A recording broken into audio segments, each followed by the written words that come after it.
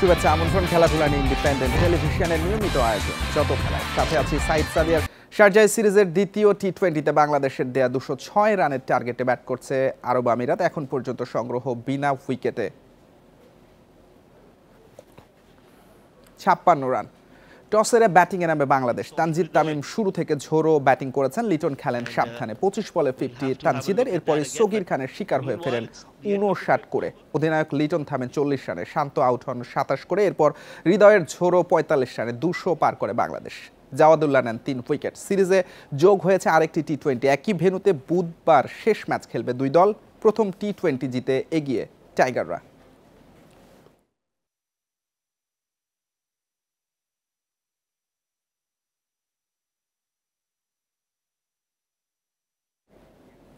বার্তা কক্ষ থেকে যোগ দিচ্ছেন সহকর্মী মোহাম্মদ নাজিম। নাজিম, প্রথম টি-20-র মতো এই ম্যাচেও আরব আমিরাত কাউন্টার অ্যাটাকে গেছে এবং প্রথম 5 ওভারেই 50+ রান তারা তুলে ফেলেছে বিনা উইকেটে। বাংলাদেশ বোলারদের জন্য চ্যালেঞ্জ কেমন দেখছেন? চ্যালেঞ্জের কথা যদি বলি, যেটা হচ্ছে যে আপনার আগের ম্যাচে কিন্তু আপনার হাসান ছিলেন এবং মুস্তাফিজ ছিলেন, সেই জায়গাটাতে কিন্তু বাংলাদেশের একটা বড় চ্যালেঞ্জ, কারণ এই দুই অভিজ্ঞ বোলার কিন্তু এই ম্যাচে খেলছেন না। মুস্তাফিজ আইপিএলে চলে গেছেন এবং পরবর্তীতে আপনার হাসানকে এই ম্যাচে বিশ্রাম দেওয়া হয়েছে। তো এই জায়গাটাতে আসলে বাংলাদেশ কিন্তু কিছুটা হলেও ভুগছে এখনও পর্যন্ত। আপনার পাওয়ার প্লের কথাও যদি বলি, কিংবা পরবর্তীতে যখন আপনার ডেথ ওভারে, তখন কিন্তু বাংলাদেশের একটা ভোগান্তির চিন্তা বাড়বে। কারণ হচ্ছে যে আপনার ডেথ স্পেশালিস্ট আপনার যদি বলি, সেটা হচ্ছে মুস্তাফিজ খুব ভালো বোলিং করেছিলেন আগের ম্যাচে এবং হাসানও উইকেট শিকারে পারদর্শিতা দেখিয়েছেন। তো এই জায়গাটাতে আসলে বাংলাদেশের বোলারদের জন্য সবচেয়ে বড় পরীক্ষাটা হবে সেটা হচ্ছে যে আপনার কত দ্রুত উইকেট নেওয়া যায় এবং আমিরাতকে কীভাবে আটকানো যায়। কারণ কাউন্টার অ্যাটাকের কথাও যদি বলা হয়, সেটা হচ্ছে কি আপনার অনেকটা কিন্তু ক্ষতি করে ফেলেছেন অলরেডি। আপনার পাওয়ার প্লেতে ব্যাটাররা যেভাবে ব্যাটিং করছেন, তাদেরকে কিন্তু কোনোভাবে চাপে ফেলতে পারেনি এখনও পর্যন্ত বোলাররা। আপনার স্পিনার যখন এসেছিলেন, আপনার তানভীরের কথা যদি বলি, দ্বিতীয় ওভারে এসেছিলেন, তিনি কিন্তু খরুচে ছিলেন। এবং পরবর্তীতে নাহিদের কথাও যদি বলি, অভিষেক ম্যাচ তার উপর অনেকটা প্রত্যাশা ছিল এবং তার দিকে কিন্তু অনেকটা স্পটলাইট ছিল। সেই জায়গাটাতে কিন্তু তিনি প্রথম ওভারে এসে অনেক রান দিয়েছেন। তো এই জায়গাগুলোতে আসলে বাংলাদেশকে এখন পর্যন্ত যেই প্রথমের যেই ক্ষতিটা হয়েছে, সেটা কিন্তু পুষিয়ে নেওয়ার জন্য পরবর্তীতে বোলারদের কিন্তু আরও ভালো কিছু করে দেখানোর চেষ্টা করা উচিত এখনও পর্যন্ত। নাহিদ রানার কথা বলছিলেন, অভিষেক ম্যাচে প্রথম ওভারে তিনি আমরা দেখলাম যে বল স্লিপ করেছে। আসলে ঘামের কারণে কিংবা শিশিরের কোনো প্রভাব বা এরকম কিছু আছে কিনা যে বলারদের বল গ্রিপ করতে সমস্যা হচ্ছে? আমরা আরব আমিরাতের ক্ষেত্রেও দেখেছি একজন বোলারের কিন্তু বারবার এরকম বল গ্রিপ করতে সমস্যা হচ্ছিল। নাহিদ রানাও সেরকম ভুগলেন। এটা চিন্তার কারণ কিনা? এটা সম্ভবত আপনার শিশিরের কারণে, কারণ আপনার ম্যাচটা কিন্তু এখন হচ্ছে আপনার রাতের দিকে। আমরা যদি আরব আমিরাতের বোলারের কথা যেটা আপনি যেটা স্পেশালি বলেন, সেটা হচ্ছে সগির খান কিন্তু এই জায়গাটাতে সংগ্রাম করছিলেন শেষের দিকে বল করতে এসে, কিন্তু তিনিও অতিরিক্ত রান দিচ্ছিলেন, নো বল করছিলেন। তো এই জায়গাটাতে নাহিদ যখন আসলেন, তখন তিনি কিন্তু এভাবে বল হাতে ঠিকমতো গ্রিপ করতে পারছিলেন না, তারও কিন্তু খুব কষ্ট হচ্ছিল। তো এই জায়গায় কিন্তু আপনার বাংলাদেশের বোলারদের জন্য সেই একই ঘুরে ফিরে একই কথা আসছে। কারণ আপনার এর আগের ম্যাচে যেভাবে আপনার শেষ দিকে কিন্তু বাংলাদেশ বোলাররা কিন্তু ভালো করেছিলেন, মাঝের ওভারগুলোতে কিন্তু খুবই ক্রুশাল।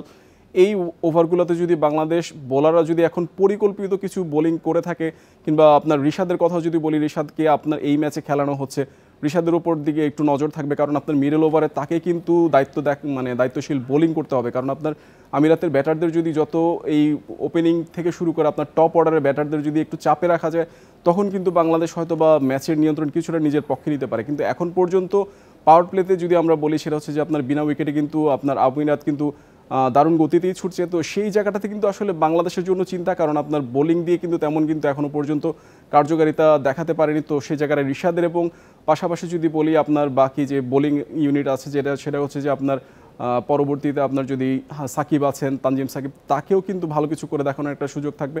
তো রিশাদের উপর বাড়তি নজর থাকছে, কারণ তার লেগ স্পিনের উপর অনেক কিছু নির্ভর করছে।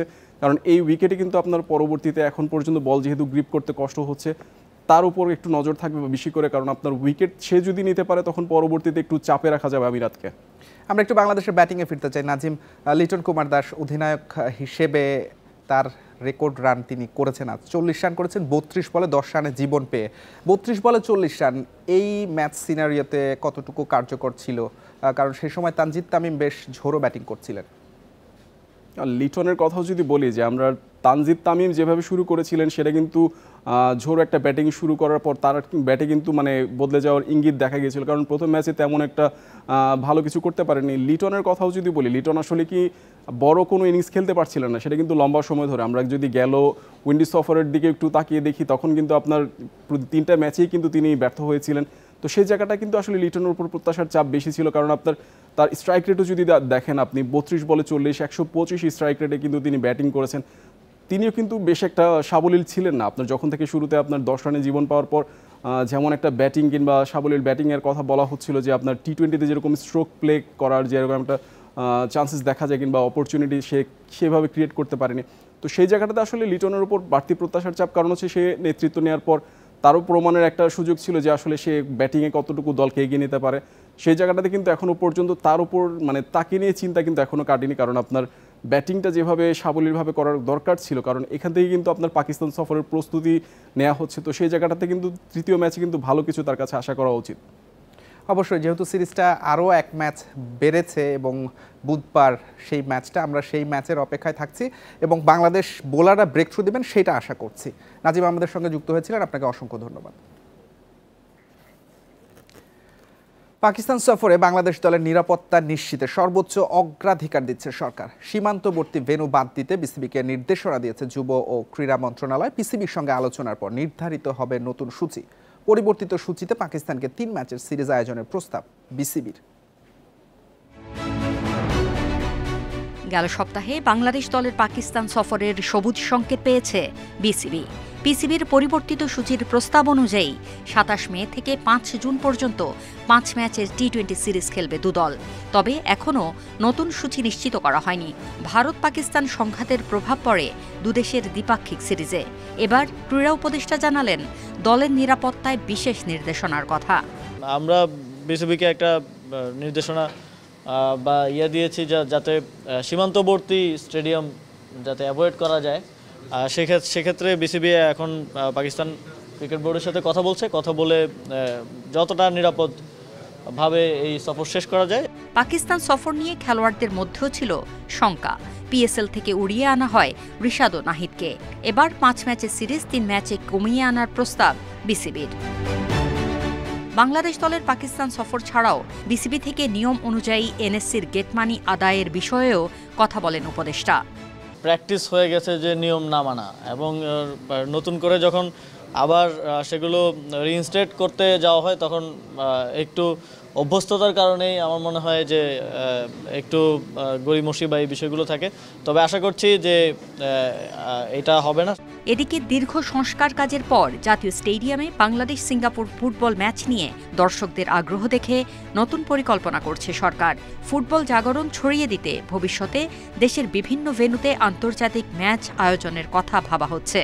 শুধু জাতীয় স্টেডিয়াম না, ফুটবল ইন্টারন্যাশনাল ম্যাচগুলো আমরা দেশের অন্তত আরও 2-3টা স্টেডিয়ামে আমরা আয়োজন করতে পারবো। ফুটবলের যে ক্রেজটা প্রান্তিক পর্যায়ে আছে, প্রান্তিক পর্যায়ের দর্শকদেরও আমরা সরাসরি স্টেডিয়ামে গিয়ে খেলা দেখার সুযোগ করে দিতে পারবো। সাংগঠনিক দক্ষতা নিশ্চিতে ও স্থবিরতা কাটাতে ক্রীড়া ফেডারেশনগুলোর গঠনতন্ত্র পরিবর্তনের কাজও চলমান বলেই জানান ক্রীড়া উপদেষ্টা। Farida Bakhtiara, independent news. Pakistan super league PSL এ খেলতে মেহেদী হাসান মিরাজকে 22 থেকে 25 মে 4 দিনের অনাপত্তিপত্র দিয়েছে বিসিবি। লাহোর কালান্দার্সে হয়ে খেলবেন টাইগার অলরাউন্ডার। প্রথমবার কোনো ফ্র্যাঞ্চাইজি লিগে খেলবেন মিরাজ। জিম্বাবুয়ের তারকা সিকান্দার রাজার বদলি হিসেবে সুযোগ পেয়েছেন তিনি। মঙ্গলবার পাকিস্তানে যাবেন মিরাজ। ভারতের সঙ্গে রাজনৈতিক সংঘাতের কারণে স্থগিত হওয়ার পর 17 মে পুনরায় শুরু হয় পিএসএল। লিগের শেষ দিকে লাহোর দলে টেনেছে মিরাজকে। 2 বারের শিরোপা জয়ী এই দলে খেলছেন সাকিব আল হাসানও। রোববার রাতে পেশোয়ার জালমির বিপক্ষে জিতে প্লে অফ নিশ্চিত করেছে লাহোর কালান্দার্স। বলের জন্য প্রথমবার স্পন্সর পেয়েছে বাফুফে। জাপানি ক্রীড়া সামগ্রী প্রস্তুতকারী প্রতিষ্ঠান মলটেন গ্রুপের সঙ্গে চুক্তি 3 বছরের। প্রতি বছর 2000 বল ফ্রি দেবে তারা। কিট পার্টনারের পর ফুটবল স্পন্সর বাফুফের সঙ্গে 3 বছরের চুক্তি করেছে জাপানের ক্রীড়া সামগ্রী প্রস্তুতকারী প্রতিষ্ঠান মলটেন। দুপুরে বাফুফে ভবনে দুপক্ষের মধ্যে চুক্তি স্বাক্ষরিত হয়। 4টা ম্যানুফ্যাকচারার্সে যোগাযোগ করেছিলাম, হ্যাঁ 4টাই। ইন্টারেস্টিংলি 4 জনই আমাদের রেসপন্স করেছিল। Every year we will be taking 4000 units of football from মলটেন। they have agreed to give 2,000 football, which is half of the football, absolutely free of cost. Football ক্রয়ে বাফুফের প্রতি বছর খরচ কোটি টাকা। নতুন এই চুক্তিতে এই খাতে ব্যয় কমবে, যা ঘরোয়া ফুটবল উন্নয়নে ব্যয় করবে federation. Alhamdulillah, we are now getting more football with even less money, and the additional money will be used for the additional equipment, inshallah. Tara decide korbe tade kotto football lage na lage, and accordingly will be distributed. So it's for the football federation.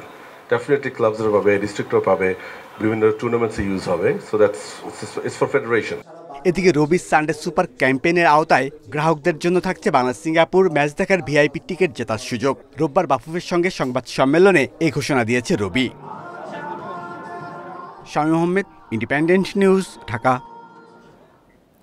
Bharat Pakistan সংঘাতের জেরে শঙ্কার মুখে চলতি বছরের Asia cup ACC আয়োজিত event থেকে সরে আসতে পারে ভারত, এমন গুঞ্জন অবশ্য উড়িয়ে দিয়েছে দেশটির cricket board. PCB chairman Mohsin Naqvi Asian cricket কাউন্সিলেরও চেয়ারম্যান।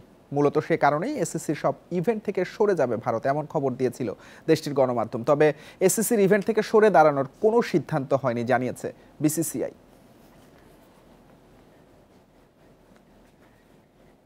এই ছিল আজকের যত খেলা। ইন্ডিপেন্ডেন্ট টেলিভিশনের সব খবর বিস্তারিত জানতে চোখ রাখুন ফেসবুক, ইউটিউব এবং এক্সে। আমন্ত্রণ পরের আলোচনা।